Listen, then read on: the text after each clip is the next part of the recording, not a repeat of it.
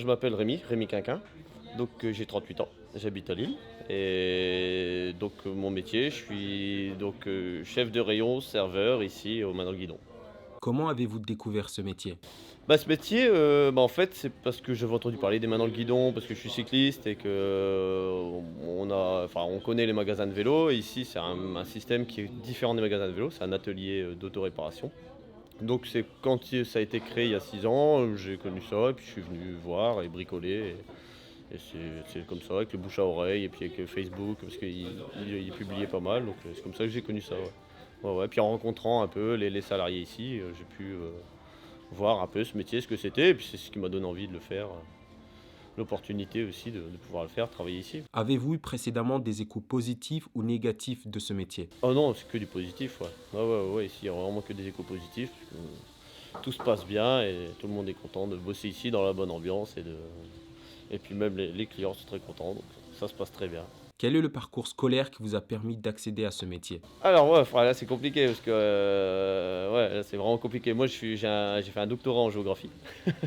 Donc j'étais cartographe juste avant de travailler ici et là je suis dans le vélo depuis, quelques années dans la pratique. Je pratique le vélo longue distance et voilà, c'est ce qui m'a amené à travailler ici, c'est vraiment par passion. J'ai toujours travaillé dans mes passions, avant de faire ça, j'étais cartographe pour la course d'orientation.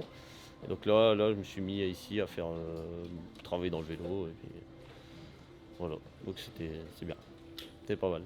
De bosser en sa passion, c'est toujours intéressant. Selon vous, est-il facile de trouver un poste similaire? Non, c'est pas évident parce que des ateliers d'autoréparation, ça a été le premier en France et donc pour un poste comme ça, en plus c'est un poste qui est très particulier parce qu'on n'est pas réparateur, on est là pour guider et aider les gens.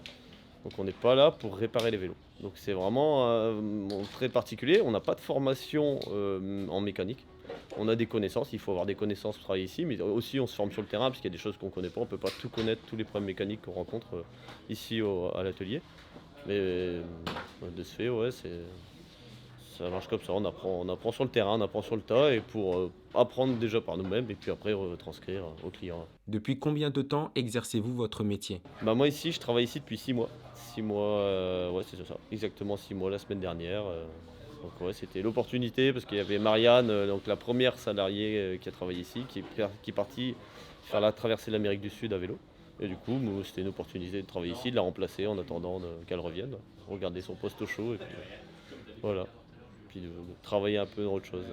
Quels sont vos horaires de travail? Donc on travaille tous les jours, l'atelier est ouvert enfin tous les jours du lundi au samedi entre 10 heures et 19 heures. Nous, on commence un peu plus tôt parce qu'il y a le ménage à faire, il faut préparer, et on finit un peu plus tard, 19 h, 19 h 30. Donc en général, on fait 9 h 30, 19 h 30, sauf le mercredi, où là, il y a une nocturne jusqu'à 21 h. Quel est l'objectif de ce métier? L'objectif ici, en fait, c'est d'accueillir les personnes avec leur vélo, de voir s'ils ont des problèmes. Enfin, pour la partie atelier, c'est vraiment ça, d'accueillir les personnes, voir quel est le problème sur le vélo, comment est-ce qu'on peut le résoudre ici, quelles sont les solutions. Il y a toujours plusieurs solutions au problème. Donc trouver les solutions, aiguiller les gens, les orienter, les aider parce que c'est eux qui réparent. Donc leur expliquer comment ça marche, comment ils vont réparer, où est-ce qu'ils vont trouver les outils, les produits d'entretien, etc. Et après, il y a une partie vente magasin. Donc là, c'est de l'accueil normal, donc comme un magasin normal. Et après, il y a la partie bar, où là, on sert des cafés, des bières, des boissons, des softs. Voilà. Donc voilà, c'est tout ça. C'est tout. Il y a vraiment trois parties dans ce métier. Quel est le critère à avoir pour réussir à ce poste? Pour réussir, il faut une bonne capacité d'adaptation. Déjà, parce qu'il faut s'adapter à tous les problèmes. Il faut quand même un bon contact social parce qu'on accueille des gens avec des problèmes. On accueille en plus, on a parfois, il faut voir, comment dire, ouais, c'est ça, il faut pouvoir bien accueillir et voilà, bien cerner les problèmes et puis ouais, voilà, être accueillant, être pédagogue, parce que c'est vrai qu'on explique aux gens ce qu'ils vont faire et enfin on leur montre aussi, on fait un peu aussi avec eux. Mais voilà, il faut un peu de pédagogie, on a tous nos manières différentes d'expliquer, mais voilà, Ouais, le c'est la but première, ouais. c'est de résoudre des problèmes et d'arriver à trouver des solutions. Ouais. Comment décririez-vous votre journée de travail à un enfant? Bah, heu, on arrive au travail, déjà on prépare la journée.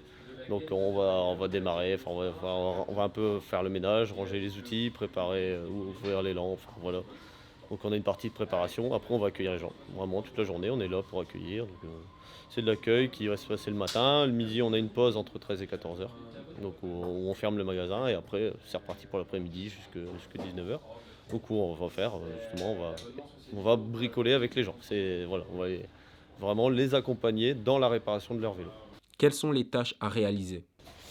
Bah, les tâches, c'est faire en sorte qu'on ait toujours les outils soient disponibles, les outils soient accessibles, et indiquer aux personnes où est-ce qu'ils peuvent trouver les outils, quelles pièces dont ils vont avoir besoin pour réparer leur vélo, enfin donner, chiffrer les pièces, parce qu'on fait des espèces de devis pour savoir combien va coûter la réparation. Donc voilà, c'est un peu tout ça. Puis après, c'est la vente. Donc là, c'est normal, vente, gestion de caisse. Et puis gestion du bar. Et voilà, le savoir-faire des bières, des chocolats chauds, voilà, des cafés. Donc voilà, c'est un peu tout ça, ouais. C'est un peu tout ça mélangé. Donc c'est assez varié. Toute la journée, on voit vraiment des choses différentes. On fait des choses différentes. Donc c'est assez varié, assez chargé. Donc les journées on est content de rentrer. C'est des journées fatigantes. Quand on y est, c'est bien. Quand ça s'arrête, on est reposé le soir. À quoi ressemble votre journée type?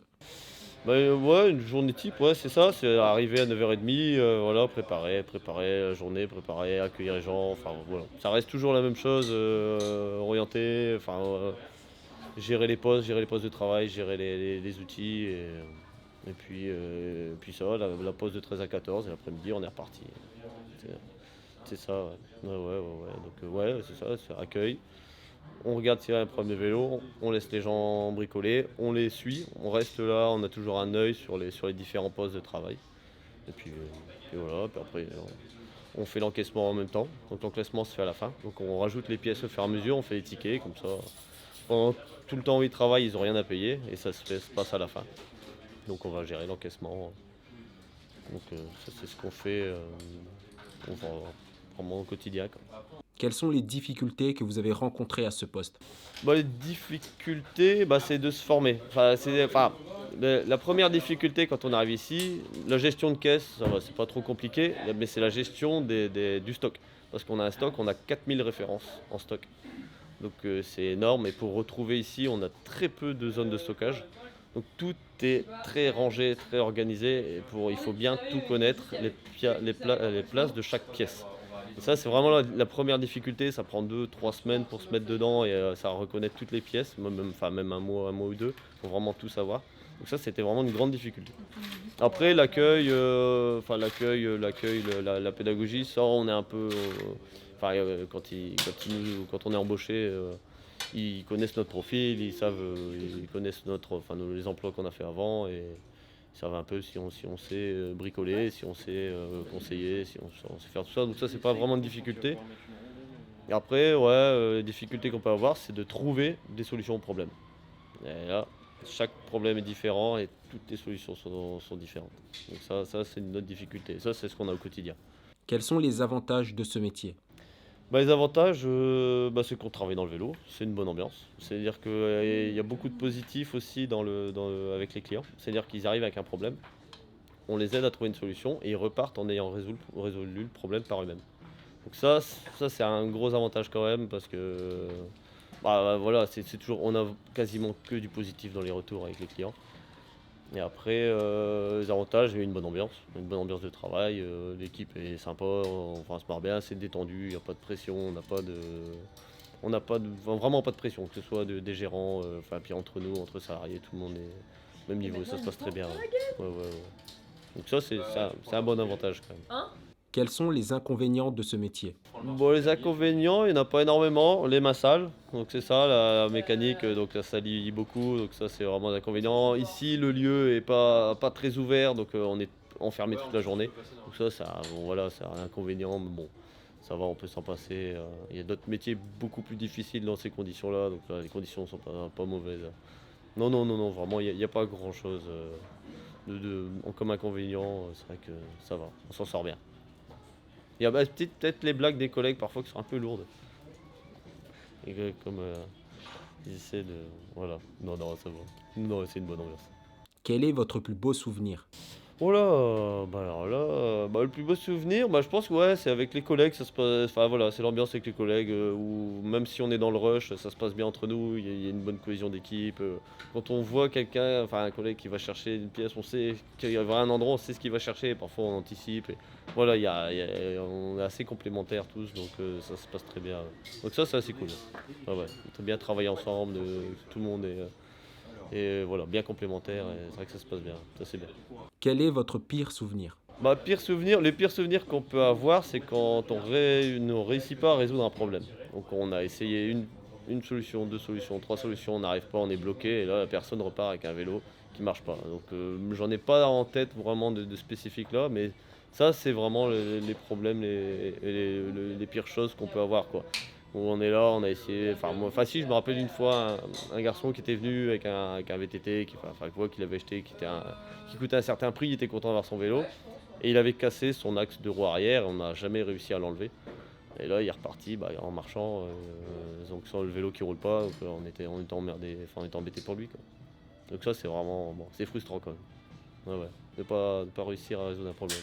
Quel est le salaire à ce poste? Bah, le salaire ici, on a un salaire de technicien, donc on est au SMIC horaire, donc on touche en net, on est à 1000, on doit être autour de 1 300 € par mois. Et sachant qu'on a des heures sup ici comme le soir, quand on fait la nocturne. Ah ouais. Donc c'est un peu plus que le SMIC quoi. Ah ouais. Enfin pour quand on démarre. Quels sont vos rapports avec vos collègues? C'est très bon. Non, non, non, non, c'est très bon, que ce soit avec les salariés ou les gérants, ça se passe très bien. Non, non, c'est pas parce qu'ils sont là, hein, mais non, non, ça se passe vraiment très bien. Ouais, ouais, ouais, non, une bonne entente, une bonne. Puis voilà, même quand on travaille pas, un jour on n'a pas travaillé, quand on arrive, le lendemain, bon, on demande comment s'est passée la journée, c'est ce qui a été, s'il y a eu des problèmes. Donc ouais, non, non, il y a un très bon suivi, très bonne entente, ça se passe bien. Comment votre métier est perçu par votre entourage? Bah, ils pensent qu'on répare des vélos, beaucoup. Soit ils pensent qu'on répare des vélos, soit ils pensent ouais, non, c'est surtout ça, on est réparateur vélo, alors que non, nous, on répare pas des vélos, on n'est pas réparateur.